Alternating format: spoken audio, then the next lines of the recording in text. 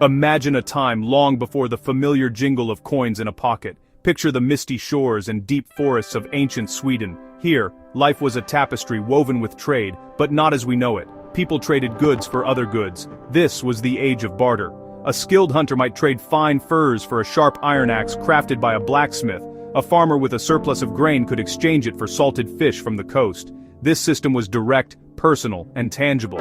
You held the value of your labor right there in your hands, whether it was a bundle of pelts or a sack of barley. Everything had a value, but it was a value that had to be negotiated, person to person, every single time. But barter has its limits. What if the blacksmith didn't need any more furs? How many pots of honey is one cow worth? To solve this, people needed something everyone agreed was valuable. In Sweden, and across much of the ancient world, that something was silver. Not as neat, round coins, but as raw, beautiful metal. Traders used what we call hack silver. This was silver in any form, a piece of a bracelet, a chunk of an ingot, a fragment of a silver dish. They carried small scales with them everywhere. When it was time to make a deal, they would simply snip off a piece of silver and weigh it. The weight of the silver was its value. This wasn't a formal currency system. It was a practical solution, born from necessity. The silver itself was the prize. It glittered with a promise of wealth and status. It was durable, portable, and universally desired. People would gather this silver, often burying it in the ground for safekeeping in times of trouble. These buried treasures, which we now call hoards, are like time capsules. They speak to us of a world where value was measured in grams of raw metal, hacked from jewelry or ornaments. It was a system based on the intrinsic, physical worth of the silver itself, a direct and weighty connection to prosperity. Foreign coins did eventually find their way into this world. Merchants and raiders returning from distant lands brought with them strange and exotic discs of metal, Roman denarii, Byzantine solidi, and later shimmering silver dirhams from the powerful Islamic caliphates in the Middle East. But these were not used as coins in the way we understand them. They were not accepted because of the face stamped upon them, but for the precious metal they were made of. They were just another convenient form of silver, often tested with a nick of a knife to ensure they weren't fakes. They were frequently chopped up and added to the collection of hack silver, their royal portraits and elegant script just another pattern on a piece of bullion. The Viking Age, from roughly the 8th to the 11th century, saw this flow of silver turn into a veritable flood. The people we call Vikings were masters of the sea. Their longships, with their iconic dragon-headed prows, were not just vessels of war. They were the engines of a vast and complex trade network. They sailed east down the great rivers of Russia to the glittering cities of Constantinople and Baghdad. They sailed west to the fractured kingdoms of England and the lands of the Franks. And from these journeys, they brought back immense quantities of silver. This silver became the lifeblood of the Scandinavian economy, the measure of all things. In this vibrant, silver-soaked world, the most common coins were not Swedish at all. They came from afar. From the east came the magnificent Arabic dirhams. These coins were thin, wide, and covered in beautiful Kufic script, declaring the greatness of Allah and naming the caliph who minted them. To the Vikings, the script was just an intricate pattern, but the silver was pure, and the weight was reliable. For a time, these coins from the Samanid Empire in modern-day Afghanistan and Iran were so common in Sweden that they became the de facto currency. A Viking trader in a bustling market town like Birka might have a pouch full of them. From the west, another stream of silver flowed. Anglo-Saxon pennies, struck by kings like Ethelred the Unready, poured into Scandinavia. Much of this was not from peaceful trade, but from the infamous Danegeld, enormous payments made by the English to persuade Viking armies to leave their shores. German pennies, from the burgeoning Holy Roman Empire, also became a common sight. These coins, like the dirhams, were valued primarily for their silver content. They were weighed, tested, and often snipped or bent. The face of an English king or a German emperor meant little. The gleam of the silver meant everything. It's a curious fact that for centuries, while Swedish traders and chieftains were swimming in a sea of foreign silver coins, they did not make any of their own. Why? The simple answer is that they didn't need to. The supply from abroad was so plentiful and reliable that there was no pressing economic reason to establish a local mint. A kingdom's coins are a statement of power and central authority. and for much of the early Viking Age, Sweden was a patchwork of local chieftains and regional powers. There wasn't a single unified authority strong enough to impose its own currency on the entire land. The system of weight-based silver worked just fine for their needs.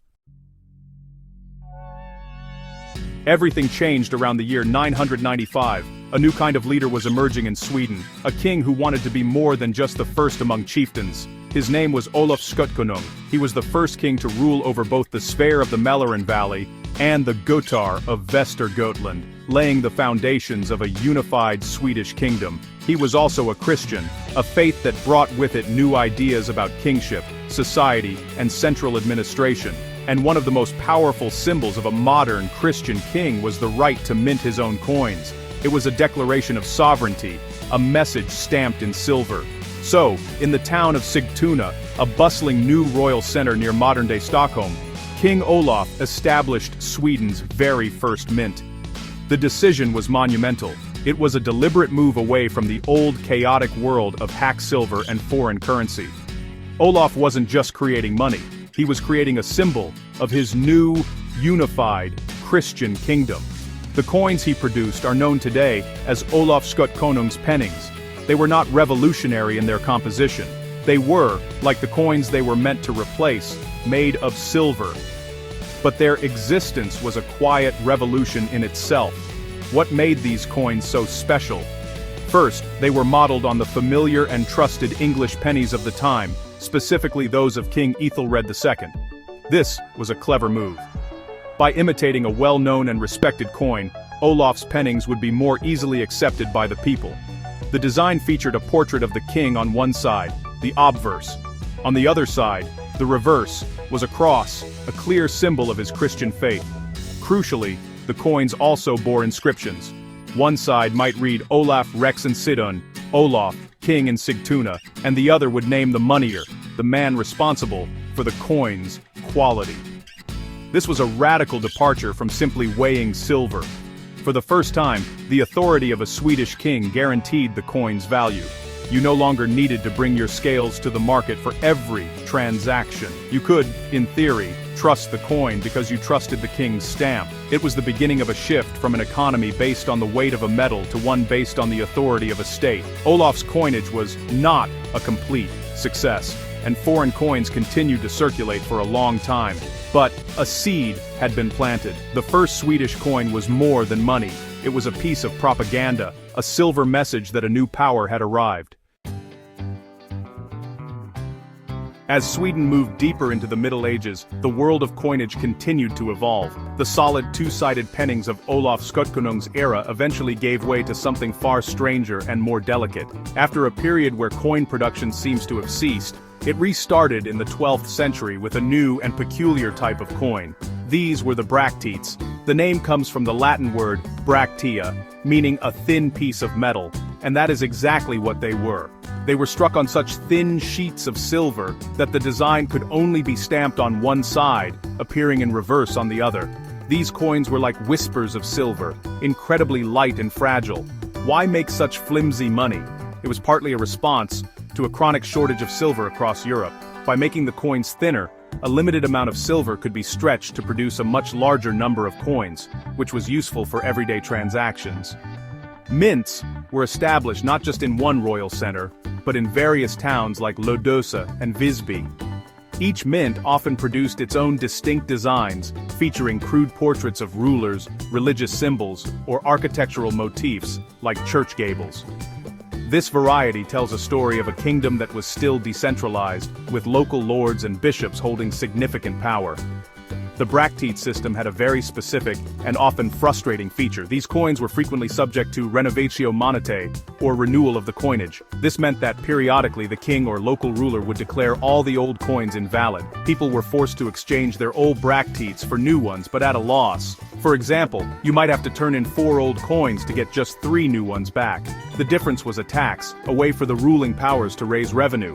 It was an unpopular but effective method of taxation that made holding onto cash for long periods a risky business. This era of thin, ethereal coins reflects the economic realities of medieval Sweden. It was a time of growing towns and increasing local trade, creating a need for more small denomination currency. The bracteates, despite their fragility and the dreaded renewals, served this purpose. They were the small change of their day, used to buy bread, ale, and other daily necessities. They represent a key step in the journey towards a more monetized society, where even common folk were beginning to use coins in their daily lives, moving ever further away from the old world of barter and weighed silver. The late Middle Ages, from the 14th to the 16th century, was a period of great change and consolidation in Sweden. The Kalmar Union brought Sweden, Denmark and Norway under a single monarch, leading to, well, some complex political and economic shifts. During this time, the simple and often chaotic system of bracteates began to give way to a more structured and robust monetary system. New, larger coins were introduced, and a more formal system of accounting was established. This was the era when the concepts of the mark and the öre became central to Swedish economic life, a system that would endure for centuries. The mark wasn't a coin itself, but a unit of account, originally based on a specific weight of silver.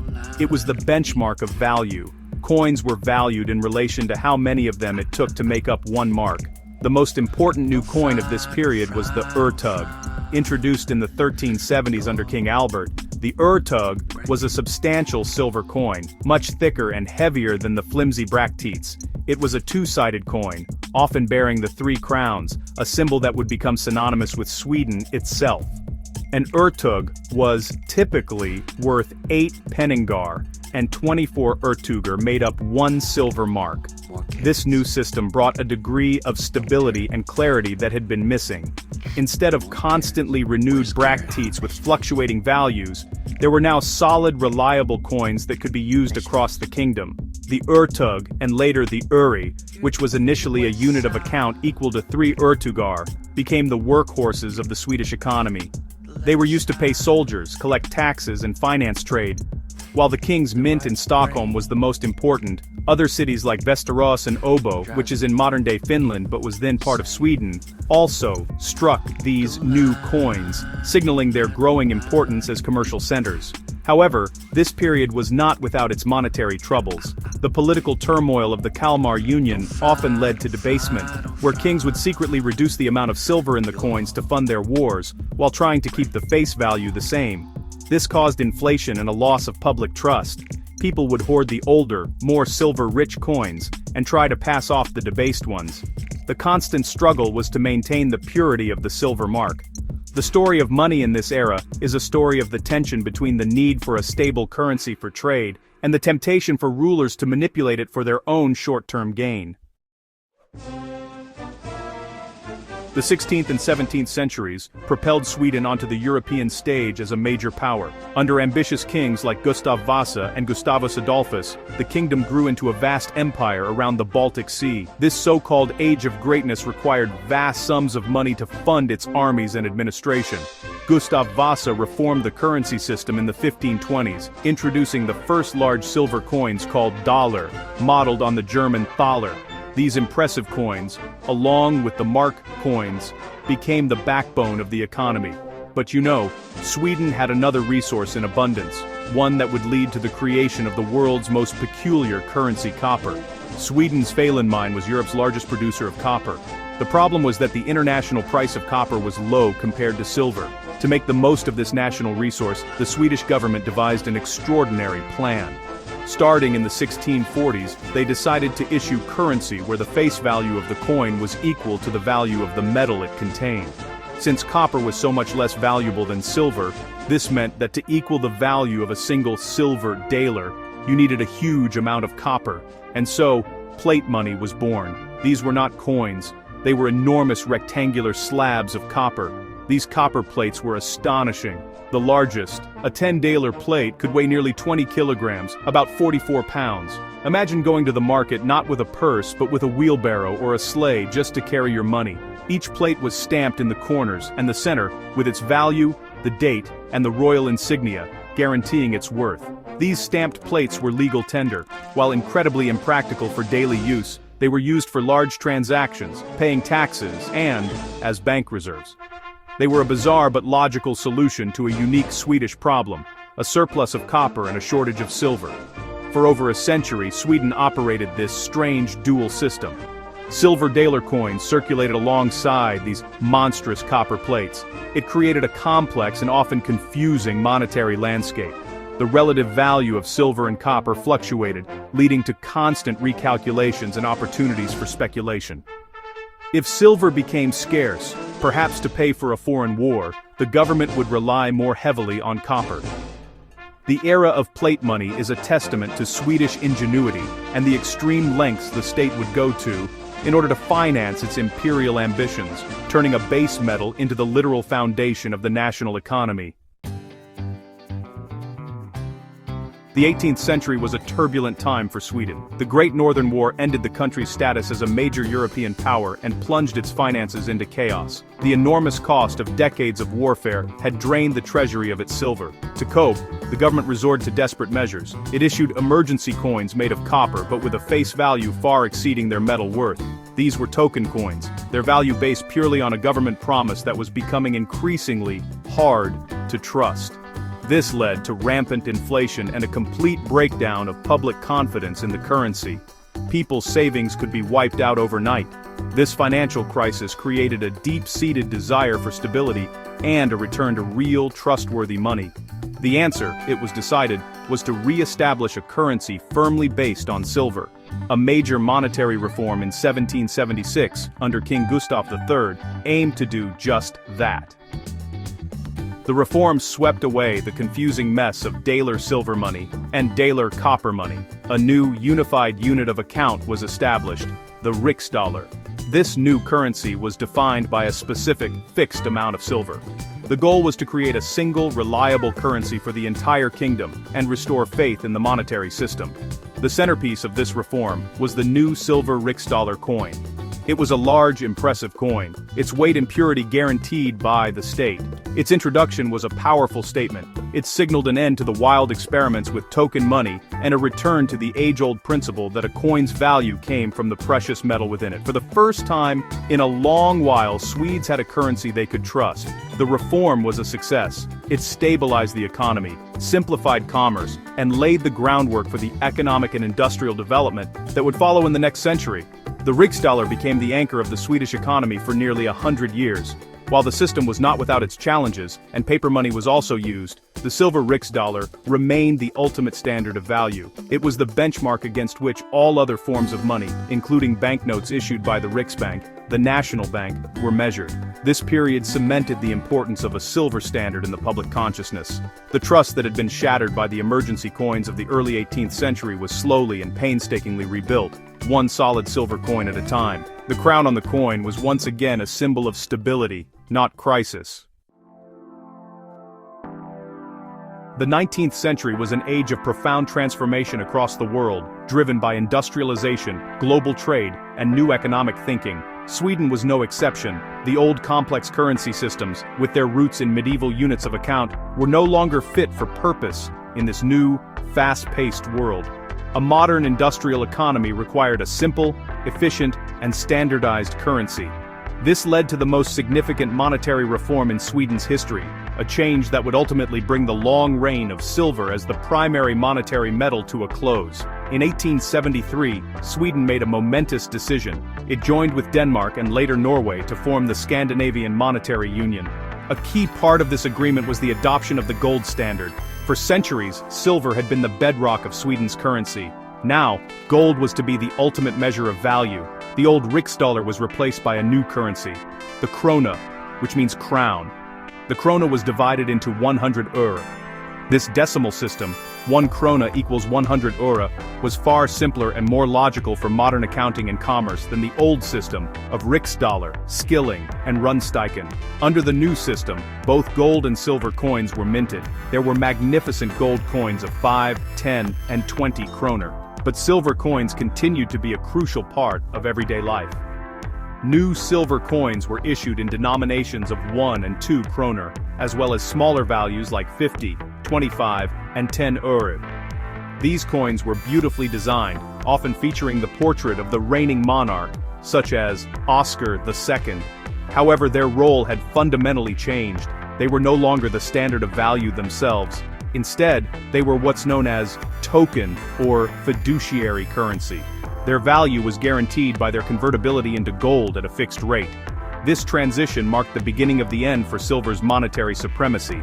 The Scandinavian monetary union created a stable and predictable financial environment that fostered trade and investment among its member countries. You could spend a Swedish krona in Copenhagen or Oslo as if you were at home. The system worked well for several decades, providing the monetary stability that Sweden's industrial revolution depended on. But the world was changing. The storm clouds of the First World War were gathering, and the international gold standard, along with the long and storied history of silver as the foundation of money, was about to be swept away for good. The outbreak of the First World War in 1914 shattered the stability of the 19th century. The Scandinavian Monetary Union, and the international gold standard with it, collapsed. Countries suspended the convertibility of their currencies into gold to finance the war effort. The intrinsic link between the value of a coin and the metal it contained was broken, this time permanently. In Sweden, silver coins continued to be minted for circulation, but their silver content was gradually reduced. The economic pressures of 2 world wars and the Great Depression meant that precious metal was just too valuable to be used in everyday money. The final chapter for circulating silver coins in Sweden came in the mid-20th century. The 2 krona, 1 krona, and smaller öre coins, which had contained silver for decades, saw their composition change. The silver content was first reduced, and then, by the late 1960s, it was eliminated entirely. The coins were now made from copper-nickel alloys, which looked similar to silver but contained none of the precious metal. The jingle of coins in a Swede's pocket no longer carried the faint echo of the Falun mine or the Viking hordes. Money had become entirely symbolic, its value decreed by the state and backed by the national economy, not by a precious metal. Today, silver coins are no longer part of daily life in Sweden. The krona continues as the national currency, but the coins are made of base metals, and there is a strong societal move towards a completely cashless digital economy. However, the story of Swedish silver is not over. The noble metal has found a new role. The Swedish Royal Mint and private mints continue to strike silver coins, but these are not for spending at the supermarket. They are commemorative coins and collector's items. They mark royal weddings, national anniversaries, and celebrate Swedish culture and history. They are miniature works of art, prized for their beauty and their precious metal content. This modern use of silver brings its story full circle. Just as the Vikings prized silver for its intrinsic beauty and worth, so too do modern collectors. These coins are a tangible link to a long and dramatic history. They connect us to King Olof Skötkonung stamping his authority on his first penning, to the unwieldy plate money that financed an empire, and to the elegant riksdaler that restored a nation's trust. The saga of Sweden's silver coins is the saga of Sweden itself, a story of trade, power, crisis, and innovation, all captured in the enduring gleam of a